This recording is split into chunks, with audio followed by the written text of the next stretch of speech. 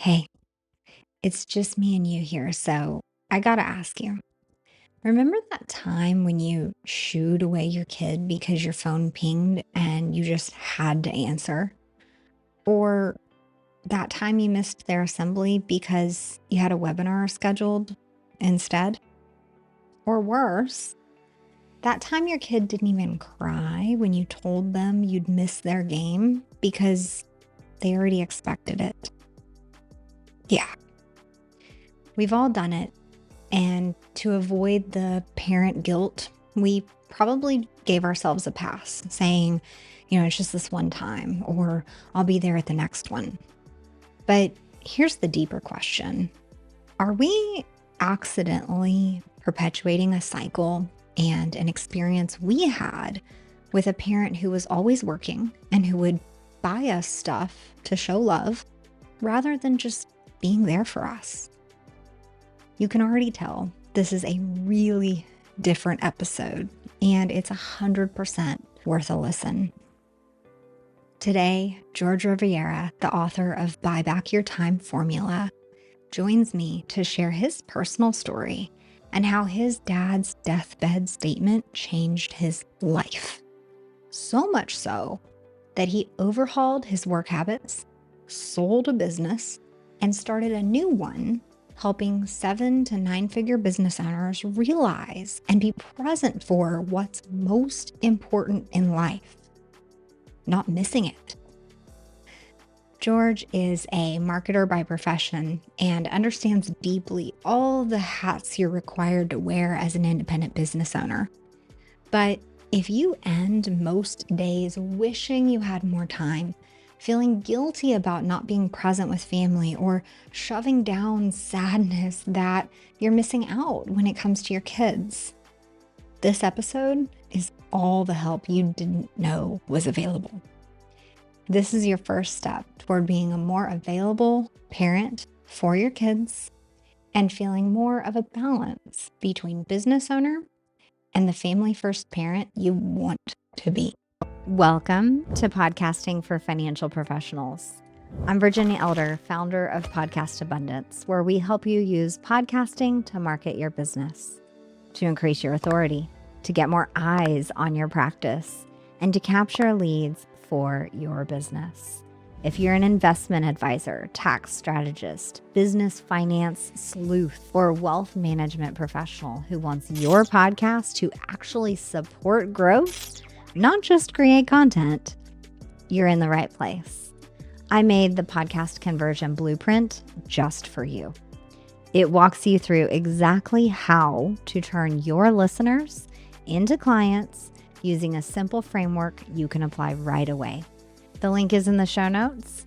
Here we go into today's episode. George, thank you so much for being here with me today. Go ahead and lead us straight in. How did you get to be this expert about time management? Did you have this disastrous time management situation that you fixed, or how'd you get here? Yeah, I have to sort of go back to the beginning to really get to the answer, but it starts back in the late 80s, early 90s. I was in middle school, high school, and I played in about 40 basketball games. I was decent, not amazing, not horrible, but worthy of having a little fan club, I would say. I get better the older I get. And out of about 40 games that I played in, my dad only went to one of those games. And it was kind of a bummer. I remember I'd score a basket or even do something, step out of bounds or something. And, every son needs the approval of their father. And I remember looking at the stands and crickets, the empty stands, nobody's there. And then my friends and teammates, they'd score, and then their dads are on the sidelines cheering them on and giving them, their Gatorade or pat on the back. And I remember looking at another dad who was cheering on his boy, and I was like, I wish that was my dad. And that would have devastated my dad, because he was a good man. He was a medical doctor. He was a hard worker, great provider. We had nice homes and cars and trips to Europe every summer, and my friends always envied these cool toys that I had, and so that was part of my identity. That's what I bring to the table. Is you get to hang out with George and his cool toys. And then fast forward 20 years. This is now 2015, so 10 years ago.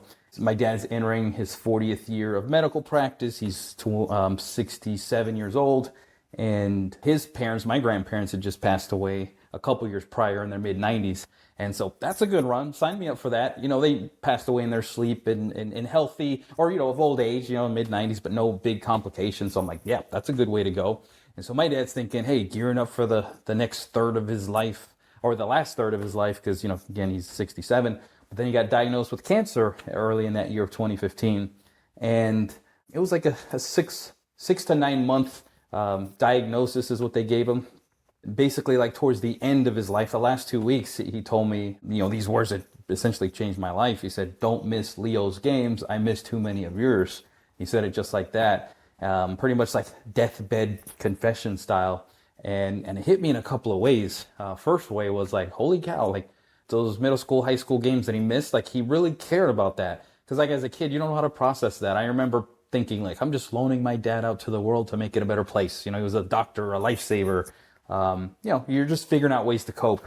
But no, he really cared about that. So that was special. I never like had to seek for him to ask for forgiveness or anything like that. But that was like an awesome thing to realize. And I thought I'd suppress that emotion and it just bubbled up. So that was interesting to see that. And I'm thankful for that. And then the other thing was like, holy cow, I'm my dad all over again. Like I'm doing the nice homes, nice cars, trips to Europe every summer, but essentially like missing important moments for my family. And at the time, my son Leo, that he mentioned don't miss his games, was 10 months old. He was there present with us. And I'm like, oh my gosh, I'm already missing, like, he was a kind of an early mover, early walker. Like I'm missing all these moments and have to like depend on my wife sending me videos of things that are happening. I'm like, oh my gosh, I should be there. But I'm working 16, 18-hour days. It's like, well, who's going to do all this stuff for my company if it's not me doing it? And so when my dad told me that, he like lovingly agitated inside of me that this has to change because I'm on board. I remember as a kid how that felt, and now I'm doing it to my family, and I'm not on board with this, but I'm working 16, 18-hour days. When am I going to figure this out? And so fast forward 2-3 years, my dad had already passed, and I'm still kind of in that hustle and work mode. And this is 2018. I'd scaled my business to $20 million that year. And, it's like I had a money printer. It's very profitable and just like profits that I'd never imagined in my life. And had you told me years prior, hey, you're going to do 20 million and it's going to be very profitable, I would have been like, oh my gosh, I made it. I'll retire shortly after that. But the reality was I was wearing so many hats. I had a team of 40 people, but everything kept, coming back up to me. I thought that I was delegating properly, but everything just kept bouncing back to me as I would assign it out. And I'd just be like, I'm just going to do it myself. It's quicker, but a new problem would come up. I'd hire for it. And now I got somebody on the payroll and I got to figure out what they're going to do. And it costs money and it's expensive and it's stressful. And again, I'm doing all the tasks myself. And so summer of 2018, I reached kind of like the peak of burnout. I'm like, I hate this business. And I don't say hate lightly. If I say it, it's because I like really hate it. Visceral feeling of disgust and anger. And I had a coach and a mentor who today is a dear friend of mine, but at the time, just like a mentor relationship. And he was in Rome, in Europe, this particular week. And he was only going to be gone a week. And he says, hey, I'll be gone. Just email me if you need anything. And so I remember like, he's gone. I'm not going to bother him. He's with his family. So I'm going to email him. And I'm like, I hate this business and I don't want it anymore. I want to sell it. Give me some ideas. Get me out of this. And I was like, but hit me when you get back next week. And then he reads it and he's in Europe. And he's like, he calls me 20 minutes later. He's like, that's an SOS kind of email. That can't wait for next week. We need to talk right now. Yeah. And it was a 2-hour conversation. And, to sum it up in a couple sentences, he basically said, you need to stop doing what you don't like doing and keep doing what you're good at doing and what you like doing. And I'm just like, okay, 23 years in business. And that simple phrase finally kind of made sense. Yeah. Exactly. Yeah. Teach me, master how to do that. Cause like I've been trying to do this for a long time. That phone call became the kind of the foundation or the basis of what I do now with, buying back time or, buyback time formula. That phrase wasn't even existent till years later.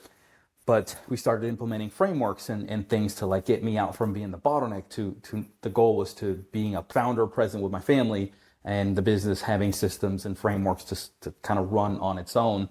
And so the pinnacle of that was 3 years later. And it took longer because as entrepreneurs and founders, we're like, I'm the best one at doing this. And I say I don't want it, but I really do. My identity, part of my identity is like being the hero to my business and being a grinder. And so there's a bit of an identity shift that has to happen too.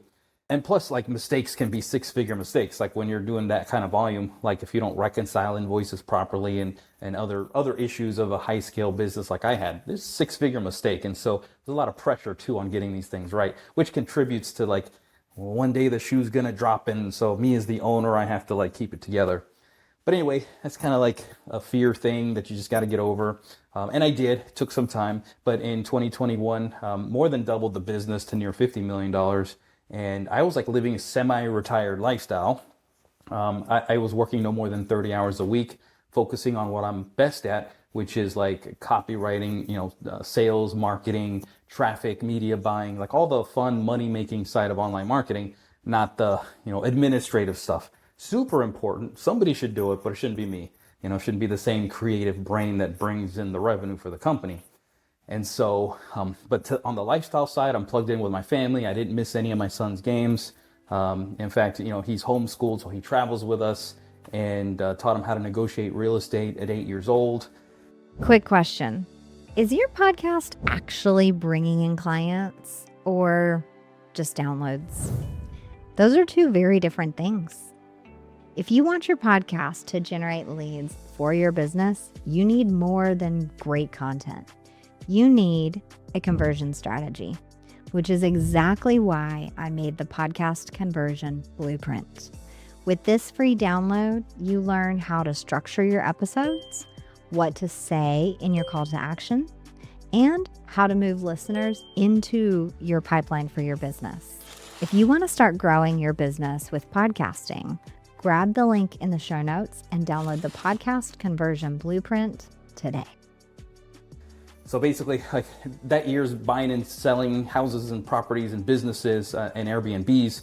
And one of the properties we went to, I had my son tell the realtor the offer that we were going to make. So I'm thinking, teachable moment here. And again, 8 years old. So I'm like, here's the price. We'll close in 30 days. Leave the furniture. That'll save us $30,000. That dock over there, that's a $50,000 dock. Leave it. In my head, I'm calculating, okay, this is like $100,000 in savings because it's going to be an Airbnb. Told my son, go. And he's like, oh, why? What does this mean? I'm like, just go and we'll debrief later. And so he goes and we got they accepted our offer, but it was fun to like have him in the mix there. And so been able to just pour a lot into my son. And when my dad said, don't miss Leo's games, of course he meant literally, but also like, just don't miss out on his life is kind of what that also means. And so my dad's biggest regret became my biggest mission, in my life. And so fast forward a couple years, kind of coming towards present day, I had a number of friends and peers in just different circles of my network. They don't really talk, but just different people that knew me. And they're like, you got to teach this stuff. And I'm like, okay, teach what? They're like, well, you're always traveling, you're making money, business is still doing well, you're with your family. Like, there's this awesome blend of business and personal that you seem to have down. The whole idea of frameworks and a process to work yourself out from being a bottleneck to do whatever you want with your time. But, I'm a family first, father first kind of guy. So my story is going to resonate with those that are like the me of 10 years ago. And my ideal customer avatar, some marketing speak there, would be cash rich, time poor. And time poor means all your time goes to your business. No time goes to your family, or whatever time goes to your family is the grumpy, upset, burned out version of that. And it's like when you can buy back your time from your business, you can do whatever you want. That's kind of how it all came together. The outcome that's possible with this is just complete, absolute freedom, more than even monetarily, although that's good too, because now when I work, I'm only focused on strategic needle moving things to increase my business, not things that just completely drown me like I used to. But like now my son has a podcast, and that's just an example of me being able to pour into him, showing him opportunities, open the door for him, and it's up to him to choose it, but he's running through that door and I'm supporting him in that. And then now I love walking alongside people, kind of like let them know that little lie that you keep hearing, that you have to control everything, that's not true. It doesn't happen by magic or wishful thinking, but there's frameworks that you can implement to free yourself up. Yeah, well, at the start, I was like feeling the emotional, like pull of just your dad saying that, basically as a deathbed statement. And it's such a home hitting, real moment that we could all imagine. I don't think you're alone, and maybe it's a generational thing, but there was definitely a point as a teenager where I realized that a lot of my anger toward them as my parents were because I didn't feel like they were really there. They were so focused on their business and stuff. And, I reached the point where I was like, I don't want any more crap. I want you to be here for me. And when you're not, I don't want a new TV to make me feel loved.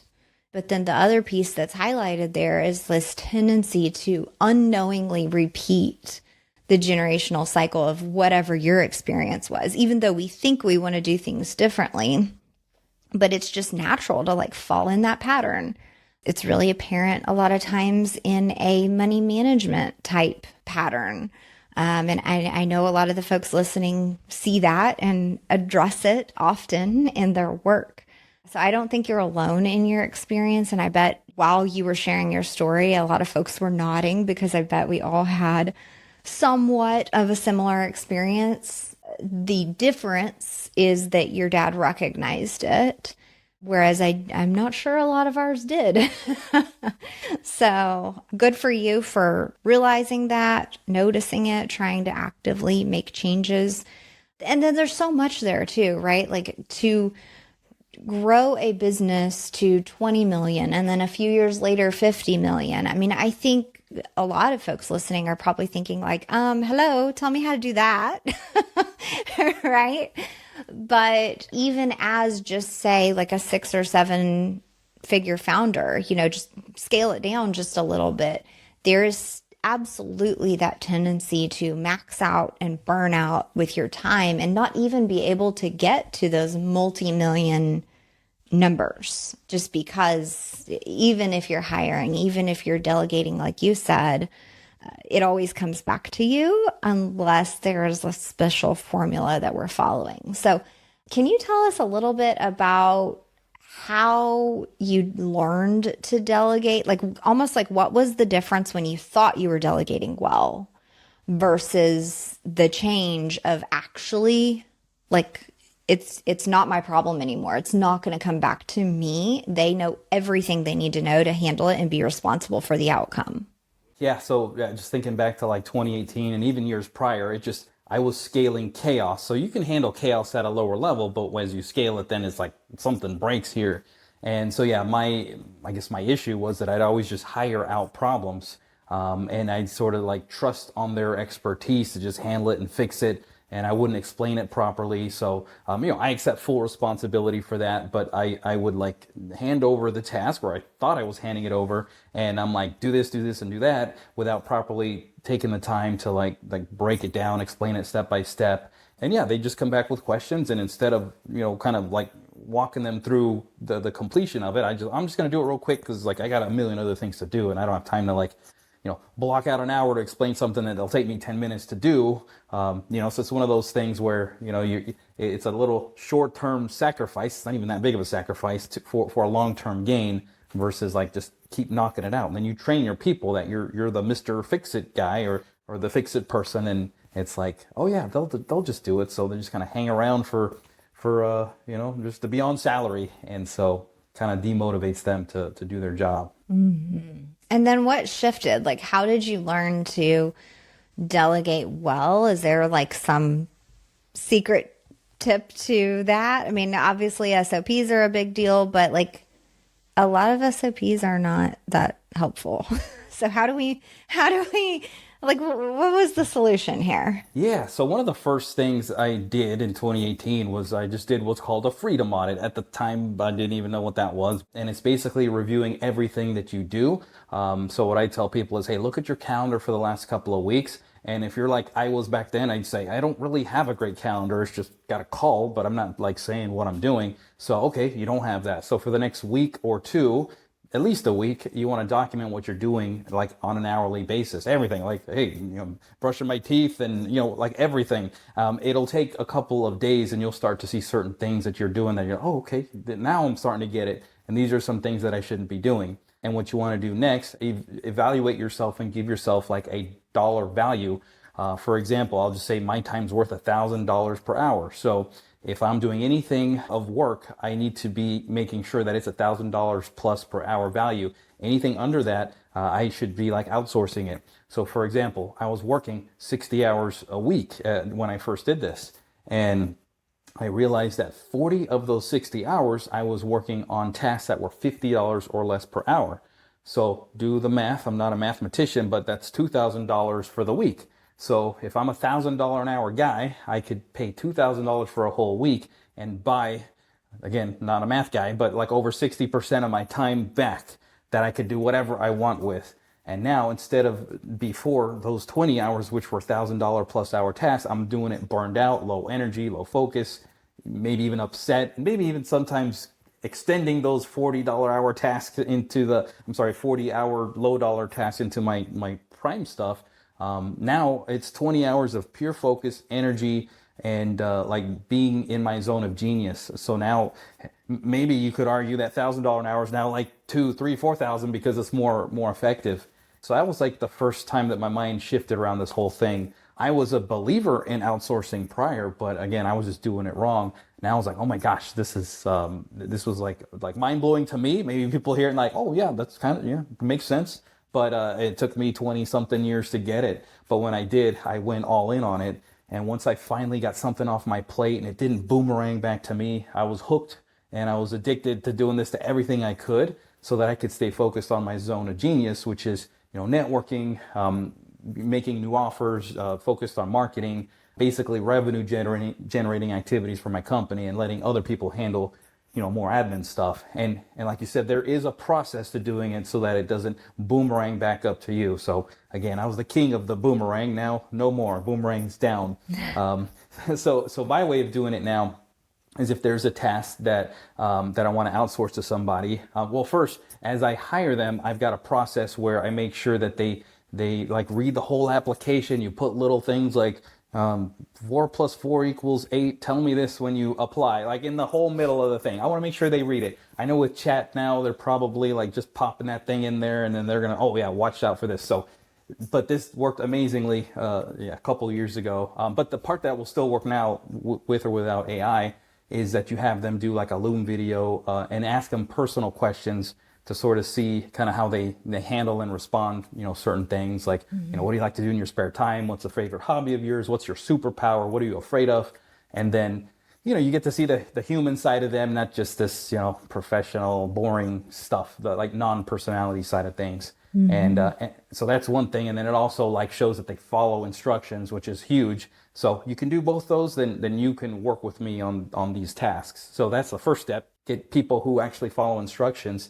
And then the next thing is, like now with Loom or any screen share recorder, but Loom's like the flavor of the current time. You essentially record the task on Loom and be as detailed as you possibly can. And it's okay if you don't know every little intricacy. Hopefully you hired a person who could possibly improve on the process and could talk about that. But do it as best as you can, as thorough as you can. Then Loom produces a transcript. You take that transcript, you pop it in ChatGPT and you say, Chat, please make me the best SOP humanly possible. And it's going to make you this awesome SOP. Now, before you just copy it and send it over, review it to make sure, because you just did the Loom, make sure that it truly, does what you intend it to do. Take that, put it on a Google Doc so that you could update it over time in case something changes. Take the Loom video, put it there as well. And then it's like, okay, friendly outsourcer person, please watch this. I'm around for the next 30 minutes or an hour. Just watch it, and you have any questions, I'm here. And then they watch it. All right, you got it? Let's clarify that. Oh, okay, tweak it. Okay, how about now? Okay, yep, got it. All right, it's yours. You have the liberty to improve upon it if you can. Let's talk about it if and when that happens. Or if technology changes or a vendor changes, then we need to update it. But until that happens, you own it, and it's off my plate. Like, it's yours now. And I kind of created this new definition of insanity, which, as we know, it's doing something over and over and expecting a different result. But this new definition is like when you pay an outsourcer to do something and then you end up doing it yourself anyway. That's insane. And I was insane for too long. And now I'm like, no more. And so I take that philosophy with outsourcing now. And so, yeah, that's just one example of using SOPs in a proper way with proper documentation and then giving them the liberty to improve upon it. Because oftentimes, like I'd say, and I might still say this current day, if I do something and I call myself 100%, like if I'm perfect, which I'm not really, but feels good to say that. And then the attitude is like, if they can just get to 80%, that's like good enough, right? It doesn't have to be perfect. But I find out that when I get out of the way, they take that thing to 120, and I'm like, why was I ever doing it to begin with? So I've seen that happen too many times to know it's not just a one-off thing. Yeah, now I'm just obsessed with outsourcing anything that doesn't move revenue for my company.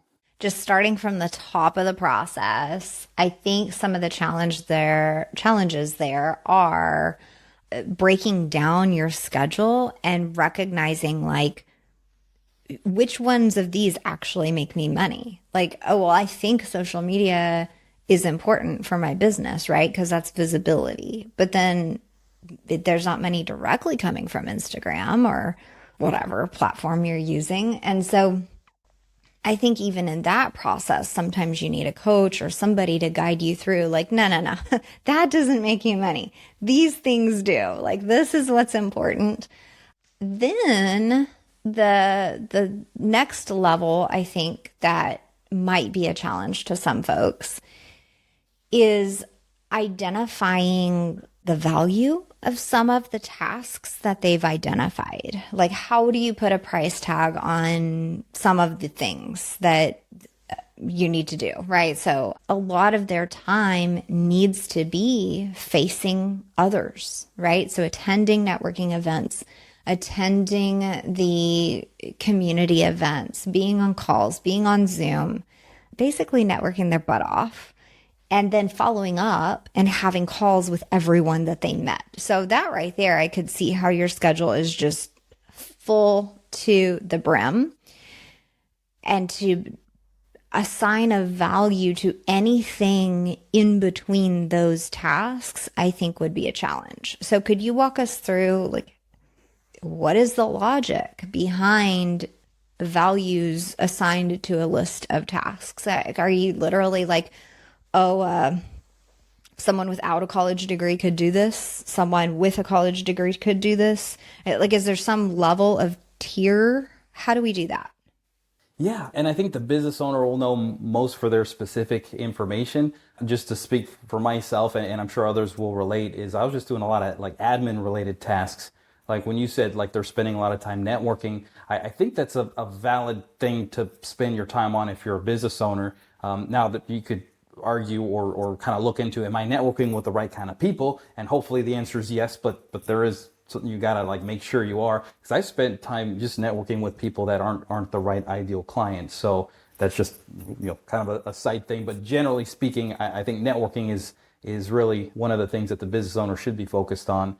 So I would say any type of activity that doesn't contribute directly to the bottom line or that somebody else could do, that would be kind of the low-hanging fruit. Also, I know that a lot of business owners, and myself included, especially back in the day, I was joining a lot of meetings like on Zoom and that I didn't really need to be on.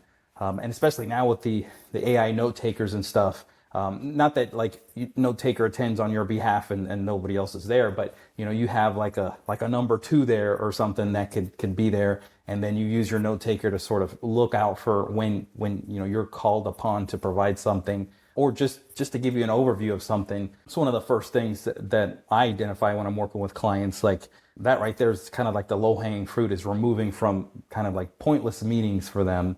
That's kind of what my approach would be. And then as far as like determining like the dollar value of things, depends on the business owner. But for me, there was a lot of things I could find on Upwork, for example. If I just want to go virtual, there's other ways. If you want to go more local, there's headhunters and other places where you can find local help. But yeah, I would just type whatever task I'm doing in there, and I'd find like the most qualified person who could do it. And you could search the whole world. You're going to have your lower dollar priced in like Asian countries and US. You'll find like American trained talent there, with probably more like accurate, reflective, like dollar per hour values there. So that could be a good way to sort of measure if you need like some validation of, oh, what I'm doing, is it super important? And it might be yes, or it could be like, yes, it's important, but I shouldn't be doing it. So here's competent help for a fraction of what I define my time to be worth. And there's other ways to do it, but that would be kind of like my first attempt at doing it. Okay, very, very good.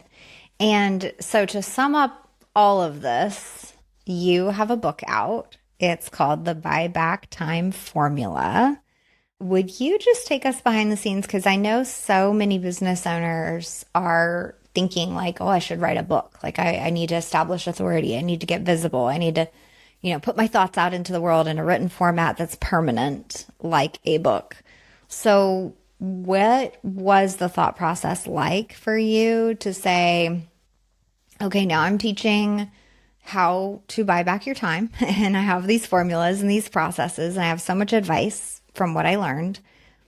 I'm going to write a book now. Yeah. No, it was quite the interesting journey. So I've been in direct response since the mid 90s. I started my business in 1995 when I was in high school. And so, yeah, we're coming up on 31 years, which I can't believe. But so, yeah, I'm just old school direct response marketer. Put money in ads, and it generates sales. And then hopefully you make more in sales than you put in ads. And that's how I feed my family, long story short.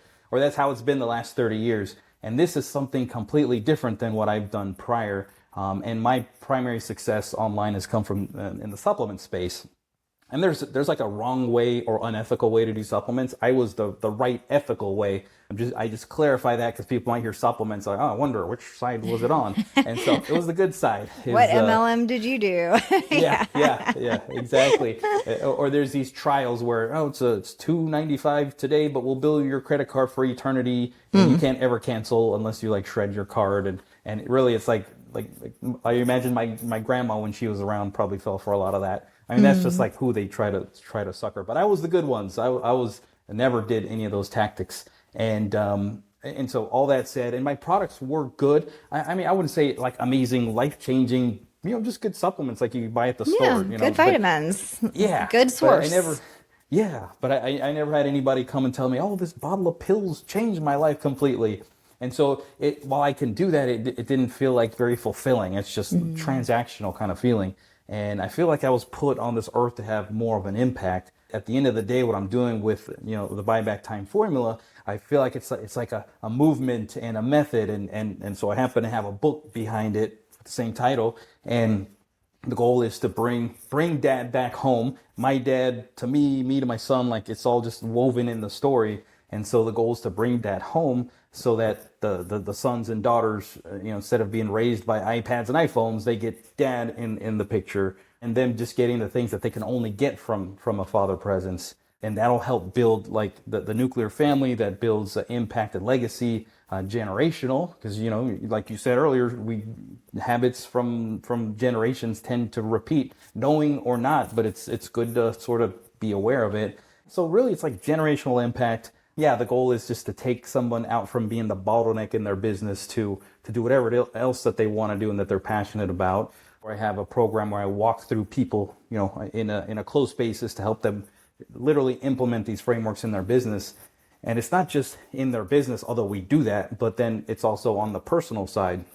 So I have what's called a season pass, where it's like we evaluate like what's important for your family. It's going to be the games, the recitals, the events. And if they're more like adult children, then there's other things that are going to be important. Or, maybe it's their spouse or like a date night or reconnecting and being present for that. So yeah, we figure out what's important and then we lock those events in the calendar. Just like, most business owners and founders will say they don't miss a meeting for anything. Like when it's in the calendar, it is locked in stone unless they get hit by a bus or something or there's a fire. It's like you are making that meeting, at least in my case. But when it comes to family stuff, it's like, well, I have this, but I can move that around or I can skip it because business comes first. It's like, no, that's non-negotiable. Like that's locked in stone, just like your business meetings are. The 2-week vacation test is a big part of that. My thing is, if you can't step away from your business for 2 weeks, and I mean completely off the grid, then it's like you just have a well-paid job. If people are like, oh my gosh, that sounds amazing. How do you do that?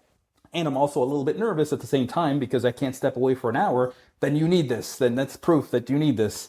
And in my own case, like I remember, like one trip flying to Europe transformation. There was like an 8-hour flight, and at the time Wi-Fi was like sometimes on flight, sometimes not, especially over the Atlantic. And I remember just freaking out, like, oh my gosh, what's gonna wait for me once I land in Paris? And we were there to go see the Eiffel Tower, but like if you'd see pictures of me next to the Eiffel Tower, I'm like this, like I'm just putting out fires, and like there's the amazing Eiffel Tower like right there next to me. Now when I travel, I phone for pictures and stuff, but I'm not putting out fires. There's no laptop joining me, and that to me is like the pinnacle of freedom when you can take a 2-week trip and nothing falls apart. Yeah, I agree. That sounds terrible to be on an amazing European trip and then just be like glued to your phone the whole time. So your family notices, they're like, dad, pulling on your pant leg or whatever. Look at this, look at that, let's whatever. And you're too busy. So none of us want to be that parent. And I definitely think that goes back to potentially a generational thing where our parents worked so hard. And it's not to say that we're not thankful for that. We are, but there was a gap that was created because of that drive. And so now the rest of us are sitting here trying to find out how to fix that, how to reverse that, how to make it feel more balanced and be more present with our families. So you published the book, and I don't know if it was before or after, but you also have started working on a YouTube channel. And we were talking about it early. It's in the early phases of it, slow growth, long-term play there. So talk to me about your perspective on this whole online media, video forward movement that we're in right now when it comes to online business.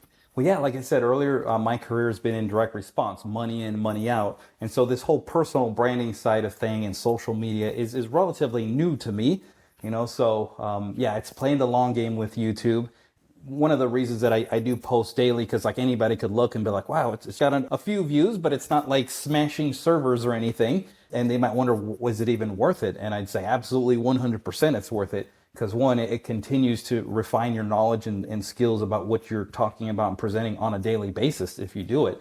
And then the next thing is you're like leaving breadcrumbs all over the internet where you're making it easier for people to find you on all of the different topics that you might be an expert on. And so really, in my perspective, all it takes is, the right person to see it once to say, hey, that message resonated. Let me look up more information. Oh, he's got all these other videos. Let's binge watch them, for lack of a better term. And that really collapses the time frame that requires to like nurture that relationship.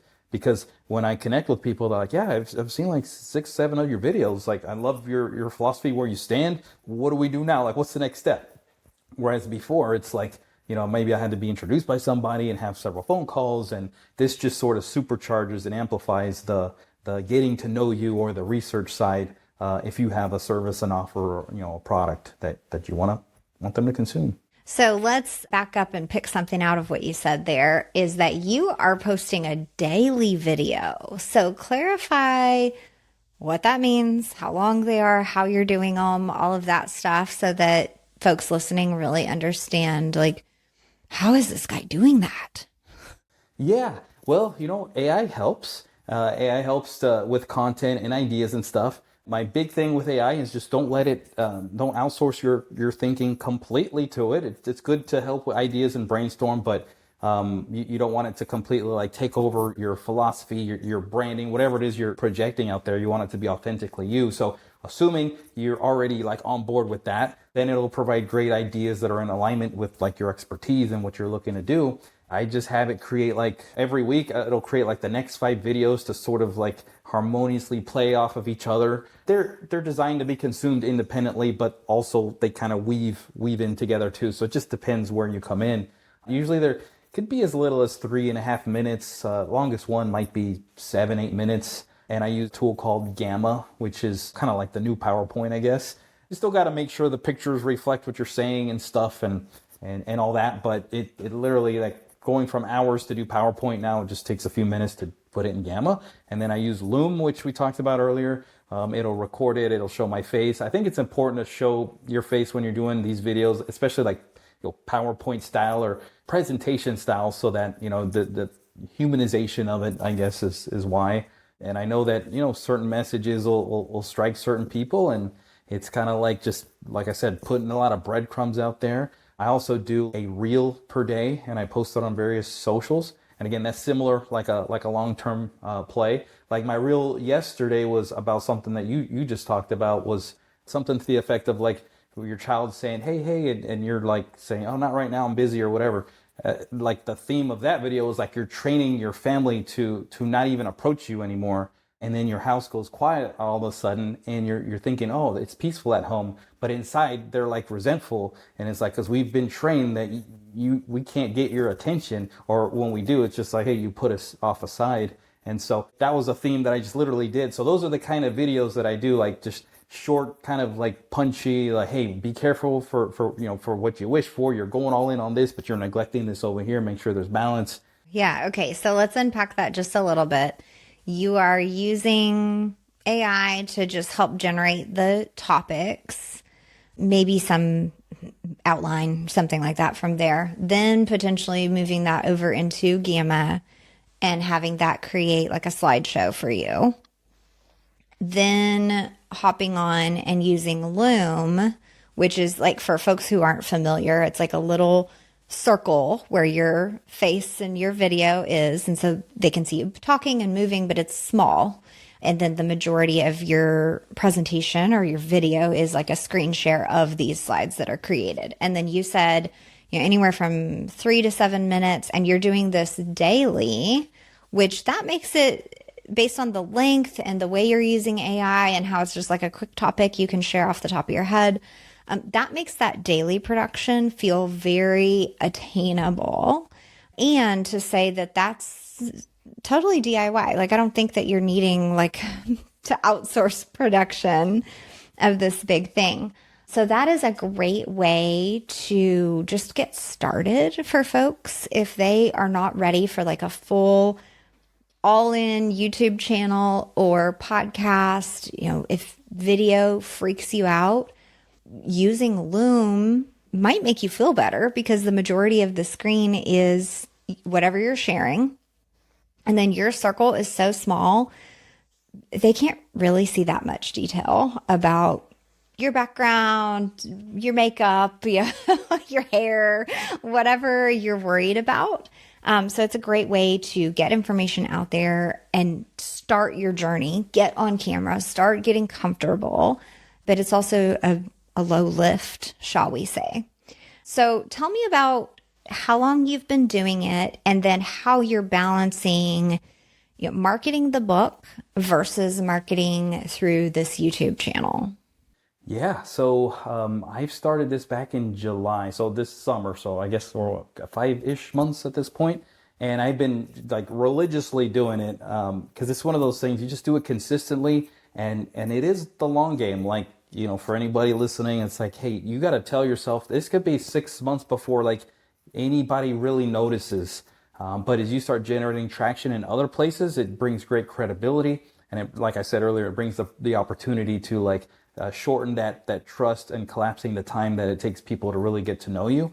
So once you start to see it work a couple of times, it sort of clicks that it's all worth it. But have that attitude that it could be 6 months before you're like, oh, wow, it's finally starting to pay off. So, and that's where most people quit. They'll do it for a couple of weeks, and then it's like they see nothing, and they're like, discouraged. So there's a level of discipline to that, but it enforces your message. It has you internalize it more. And it's a great way because, like, again, like AI can handle a lot of the heavy lifting of ideas and stuff. And this way you internalize some of those angles that you accept and you're adopting as your own. But, you got to like learn them too, assuming that they fit, your philosophy and where you want to go. So that's a great way to do it. Yeah. Don't think that you have to be perfect. Me having been in marketing for 30 plus years at this point, I can say that the message is way more important than how anything looks. And I fall guilty to this too, even with my experience at the beginning. If you see my videos, horrible. Like if I were to watch it now, I'm like, this is horrible. And the occasional one, I'll still put out one where like, oh my gosh, I was kind of dull and whatever. But it honestly doesn't matter as long as the message is solid. The right people will resonate with the message, and they're not looking for, oh my gosh, he started here, or like he read the same line twice or something. Like as long as the message resonates, then I wouldn't stress about the quality. I think get it just good enough, but then don't stress beyond that. Perfect is the enemy of progress. Just get going. Yeah, I love that. Okay, so talk to me about, is the channel helping you sell books, or is the book helping you get subscribers? Which way does it go? Yeah, I would say the channel it does push towards the book. That's the call to action. And that's my call to action and everything is like the book, because that's where it starts. And then there's other things from there too. But, like full transparency on the book, like I poured my entire knowledge about frameworks in the book. So honestly, like people can get their hands on the book, and if they do what it says, they're like, I don't need to contact George because it's all in the book. And I realize it's very contrary to my sales ambitions, because this is how I want to feed my family, to like, bring on people that I can advise. But I also know there's going to be people that are like, oh my gosh, this is awesome, great frameworks. Help me. I have no time to do this. Because, the me of 10 years ago would have paid a small fortune to shortcut to that transformation. And that's what I'm offering to help as well. But yeah, so the YouTube and a lot of the other calls to action, just go to the book, and that helps kind of brand, my credibility. And really, it's just a glorified business card is what it is. I mean, I don't mean it like demean it like it's nothing. I'm saying it more in a positive way. It's just like, has elements of proof why you can trust me, frameworks that actually work, and I talk about how and why they work, and then how to reach me if you need. But there's no like, if you want the top shelf secrets, you got to pay more. It's like, it's all there. And if you were to hire me, we would walk together in these frameworks that are in the book. And sure, there's probably other insights and things, and I can advise on marketing and strategy, which that's not what the book is deeply about. But yeah, all the frameworks to buying back your time are there. Yeah. So I think what folks listening should take away then is to really ditch that fear about giving away all of your secrets in your YouTube channel, in your podcast, in your book, whatever, because I think your philosophy is just bang on that there's going to be people that read the book and implement it, and that's it. Okay, great. You got $20 out of them. Okay, who cares? Their life is better because they read that book. Awesome. You made an impact. There are going to also be people that maybe they buy the book, maybe they don't, maybe they read the book, maybe they don't have time. They're going to go immediately to go, okay, you're the expert on this. Just help me. I'm hiring you. Here's thousands of dollars. We're good. And then there's like the YouTube bingers that just want to watch one of your videos every single day. They'll probably take notes and try to implement. But across all of these mediums, and whether you get someone into your high dollar program or not, and I'm just saying high dollar, I have no clue how much your program is, but just thinking about like the majority of professionals out there, even, my CPA, it's a multi-$1,000 program I'm in because she helps me all year. It's not just, oh, she did my taxes and we don't talk. It's a process and a program. So most folks listening probably have something like that where it is several $1,000s. And whether they join that or not, the information that you put out there made an impact. And either way, it's attracting people to your name, your brand, your book, your message, your perspective. And even if they don't buy your program because they implemented your book, they're probably going to talk about you to someone else. And that is the virality that we're all wishing for. So I think it was not said from your perspective as advice, but that is the advice that I think everyone should take from this episode, in addition to all the tips that you shared with us about buying back our time. So before you go, share with us about the buyback time formula and your YouTube channel, all these places. Like, where do we find you? Where do we find the book? So my socials and stuff are on my website, buybacktimeformula.com. There you'll see, Facebook, LinkedIn, Instagram, X, TikTok. Yes, I have a TikTok. I don't know. It's just, yeah. And so I'm not super active there, but, you're obligated to have all of them. So I think. And then for the book, it's buybacktimeformula.com/Virginia for listeners of Virginia's show. And there you can grab the book. I got some other freebies and goodies there, just so you can get to know me and kind of like, hey, I kind of like this guy's philosophy. And yeah, you're 100% right on the information, because now information's free. You can get that from anywhere. It's the implementation where people, that's what they'll pay for if they need it, the implementation and accountability. But information's everywhere. It's free. Let's not hold back our good stuff. And like you said, they use it, they succeed, they're talking about you, and it'll come back around in one way, shape, or form. Yeah, absolutely. Thank you, George, for being here today. Thank you, Virginia. It's been fun. Thanks so much for listening to Podcasting for Financial Professionals. If you want your show to do more than just educate, if you want it to generate leads and bring in clients consistently for the long haul, make sure you're using the Podcast Conversion Blueprint. This free download helps you structure your podcast to attract new listeners, refine your messaging to nurture them, and capture those listeners when they're ready as your next best clients. And of course, practicing what I preach when you sign up for your free download of the Podcast Conversion Blueprint, you're going to land on my email list. Hit reply to any newsletter because I'd love to learn about your show or about your ideas for a show. I'll point you toward your next best step, whether that be light support like an audit of your show or becoming a member of the Academy, or maybe you need full service strategy and accountability like what I do inside the Podcast Conversion Lab.